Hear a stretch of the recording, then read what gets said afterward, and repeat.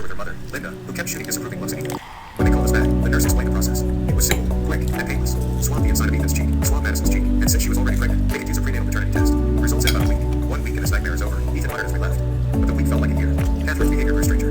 She started spending more time on the phone, being secretive about who she was texting. When I asked, she brushed me off. She also started going out more, saying she was meeting friends or running errands, but never being specific about where or with whom. I tried not to let paranoia take over, but something was definitely off. I considered that maybe she was just stressed about the situation with Ethan and Madison, but that didn't explain the secrecy or the anger directed at both of us. Ethan, meanwhile, was struggling. His grades started slipping.